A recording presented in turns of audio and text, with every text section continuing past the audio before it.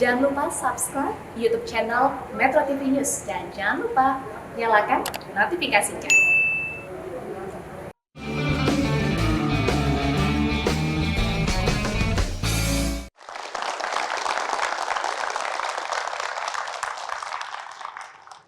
Kalau terjadi sesuatu di bandara, kemudian ada kecelakaan pesawat, yang kita selalu soroti adalah pilotnya atau petugas di bandara.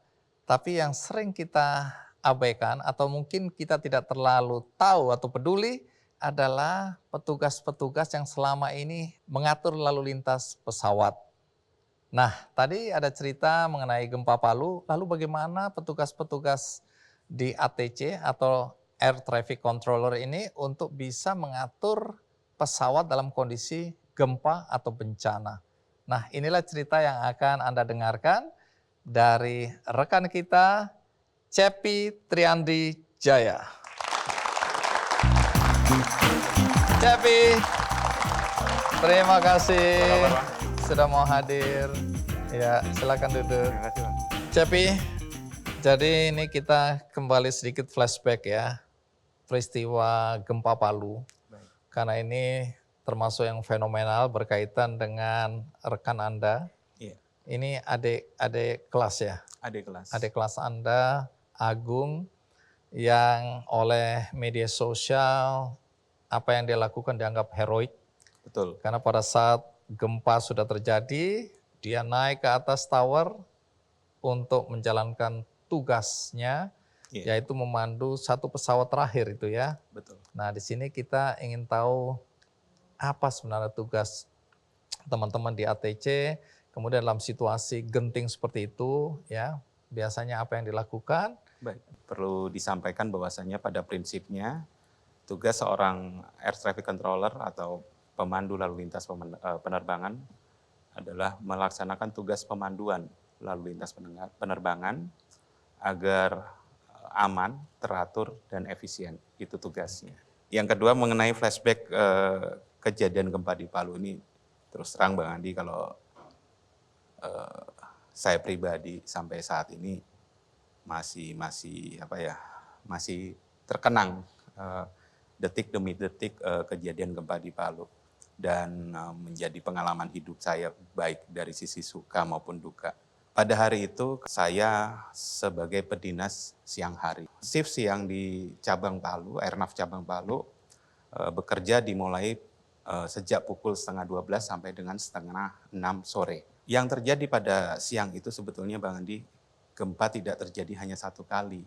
Jadi sebelum gempa yang 7,4 skala Richter itu, yang Iya. terjadi pukul 6 itu, Iya, sebenarnya sudah ada goncangan-goncangan di sini, di Iya. depannya. Berapa kali itu di depannya? sekitar 3 kali kalau 3 nggak salah. kali, Iya. itu di atas 5 Di ya. atas 5. Jadi sudah terasa. Iya. Nah, pada goncangan seperti inilah Anda masih ada di atas tower, Iya, memandu sebuah penerbangan Penerbangan. untuk menuju kota Palu. Dan posisinya pada saat itu landing.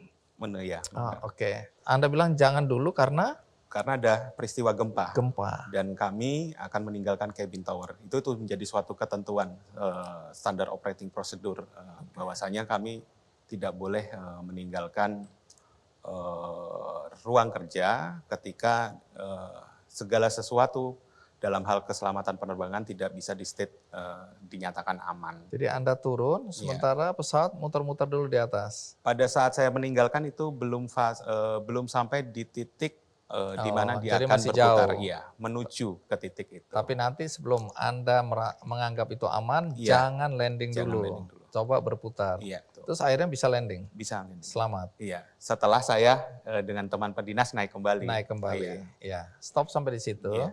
Nanti ceritakan apa yang terjadi pada saat tower itu atau menara itu rubuh ya. Iya. Yang jam 6 dengan guncangan 7,4 skala Betul. Richter itu ya. Iya. Baik, sebelum kita lanjutkan, kita ikuti dulu tayangan berikut ini.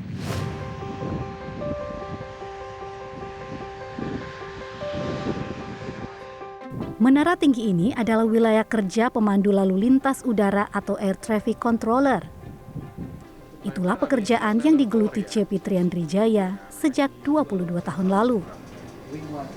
Tidak banyak yang tahu, pekerjaan sebagai Air Traffic Controller, ATC, merupakan salah satu pekerjaan yang memiliki risiko tinggi. karena bertanggung jawab atas navigasi penerbangan. Dengan waktu kerja selama 6 jam per hari, petugas ATC dapat memandu lebih dari 20 pergerakan pesawat setiap jamnya. Hal itu pula yang menjadi salah satu faktor mengapa ATC adalah profesi dengan tingkat stres yang tinggi. Misalnya dari 6 jam dipenuhi mungkin 10 atau 11 orang, mungkin tergantung sektor yang dipandu oleh satu unit ATC itu ya. Kemudian mereka harus terbagi, kapan dia harus sebagai asisten, kapan sebagai controller, dan setelah itu dia punya hak sesuai hak istirahat sesuai dengan regulasi. Dia harus setelah melakukan pemanduan selama 1 jam, dia punya hak rest. Paling sedikit dia harus rest selama 45 menit, kemudian dia boleh bekerja lagi. Bahkan kita juga tidak boleh bekerja mungkin terus-menerus, misalnya shift pagi kemudian nyambung kepada shift siang, atau harus proses hak istirahatnya harus kita penuhi. Surin 601 Packet November 6 second left, contact ground 118 Usai pendidikan di Sekolah Tinggi Penerbangan Indonesia, STPI Curug pada tahun 2000, Cepi mengawali karirnya sebagai petugas ATC di Bandara Mutiara Sis Al Jufri Palu, Sulawesi Tengah. Saat ini Cepi dipindah tugaskan ke Bandara Juanda, Surabaya. Cepi memiliki multi rating sebagai ATC di Aerodrome Control Service yang memberikan izin terbang untuk pilot dan approach control service untuk pengaturan ketinggian pesawat di atas 10.000 kaki. Dalam perjalanan karirnya, Cepi pernah menjadi korban gempa yang mengguncang Palu pada tahun 2018. Bencana gempa itu datang ketika ia sedang bertugas dan menelan banyak korban, termasuk salah satu rekan ATC Cepi.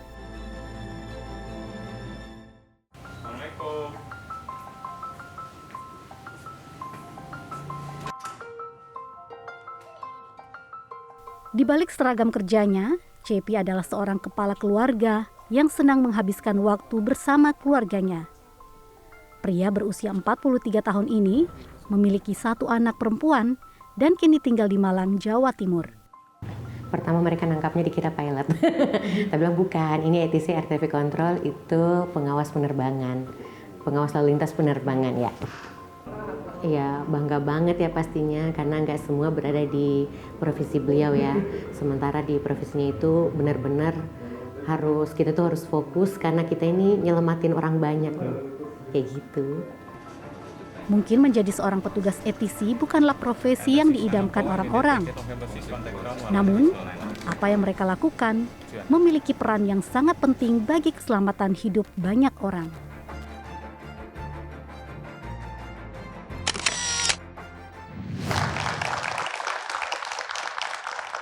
Iya, itu kehidupan sehari-hari ya. Betul, Bapak. Seorang air traffic controller. Cepi, tadi di video liputan tadi, itu kan dijelaskan bahwa Anda begitu selesai pendidikan Curug langsung ditugaskan ke Palu ya? Betul. Jadi udah berapa tahun itu tugas di Palu waktu itu? Terhitung sejak 2000 sampai 2020. 2000 sampai 20 tahun, Bang. 20 tahun. 20 tahun. Oke, Iya. baru kemudian pindah ke Surabaya ini ya. Kalau nggak salah per Oktober 2020. Nah, katanya bandara atau kota Palu punya keunikan tersendiri dalam konteks penerbangan ini. Geografisnya yang unik, karena kenapa? di sisi barat, timur, dan selatan itu dikitari bukit. Oke. Gitu. Jadi pintu celah masuknya cuma satu Lewat gitu. Teluk Palu, utara, bagian utara. Nah, Cepi, kalau lihat resiko, tadi kan disebutkan bahwa ini nggak boleh lebih dari 6 jam ya bekerja, karena itu harus fokus, konsentrasi. Betul. Kalau, ini teorinya ya, kalau terjadi kelalaian dari petugas ATC ini, itu risiko-risiko yang dihadapi apa aja ya? Sampai dengan sanksi pidana. Baik.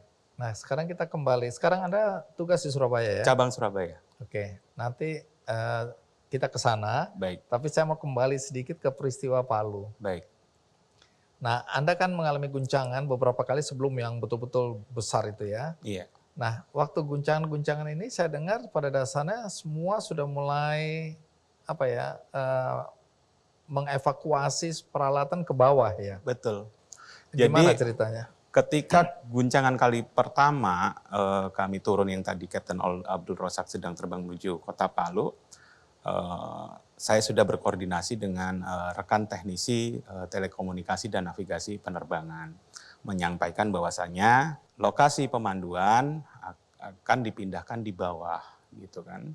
Dan saya juga bermohon untuk disiapkan peralatan dalam rangka pelaksanaan tugas di bawah. Nah, ini kan butuh proses Bang untuk mempersiapkan peralatan. Nah, sembari menunggu, mau nggak mau kan kami harus berdinas di cabin tower di lantai 4. Sekitar pukul 5, itu rekan-rekan teknisi menyampaikan bahwasanya peralatan sudah siap digunakan di bawah. Semenjak itulah tugas pemanduan dilaksanakan di bawah. Seperti itu Bang. Nah, kenapa waktu itu Agung dalam posisi di atas? Apa yang terjadi? Di bawah pada saat itu sudah sempat melakukan tugas pemanduan, tapi kami mencatat data di atas kertas Di atas putih tower. di bawah. Oh, di bawah. Kertas HVS putih. Sementara di kami dikenal namanya sebagai flag progress strip. Itu kertas berbentuk persegi panjang gitu Bang. Ke atas hanya ingin mengambil flag progress strip dan binokular. Saya berdiri di depan kulkas, posisi kulkas ada di sebelah anak tangga. Almarhum datang. Dan pada saat itu komunikasi yang terjalin adalah intinya turun, pemanduan dilaksanakan di bawah.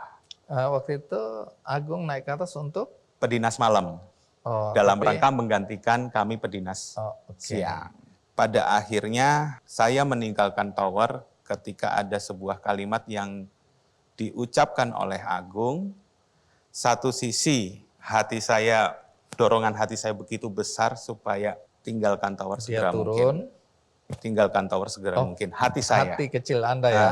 Tinggalkan tower. Itu bisikannya besar sekali. Satu sisi saya mendengarkan kalimat terakhir yang saya dengar dari Agung adalah, Mas duluan. Habis ini saya turun setelah Batik take off. Pada saat itu Batik posisi sedang taksi. Di runway. Iya, belum take off, posisi taksi. Begitu kebetulan lepas azan maghrib, beberapa menit kemudian sekitar 10 meter dari tower, gempa dengan skala 7, sekian skala Richter terjadi. Dan atap cabin tower rubuh. Itu yang terjadi Pak. Jadi itu peristiwa yang menewaskan Agung ya. Betul. Jadi dia dianggap heroik di media sosial maupun di pembicaraan-pembicaraan karena dia menjalankan tugas sampai akhir hayatnya untuk menyelamatkan pesawat yang sedang take off ya. Oke, kita nggak tahu ya, memang rencana Tuhan kadang di luar rencana manusia. Nah, tapi kan Anda juga punya masalah karena Anda ada keluarga, ada istri di sana ya. Iya. Yang juga harus dipikirkan karena di Palu kota pun ada masalah ya. Iya. Nah, nanti Anda ceritakan, karena saya dengar Anda harus lari ke sana baru kembali lagi harus bertugas. Hampir 3 jam, sekitar hampir jam. Ini mencari anak dan istri nih. Sekitar jam setengah 10-an saya baru dapati anak istri saya di pinggir jalan. Dan saya pada saat itu hanya menyampaikan pada istri saya, malam ini ayah harus kembali ke kantor. Oh, jadi malam itu juga Anda kembali? Iya, ke kantor dan saya baru kembali ke rumah kakak itu setelah 3 hari.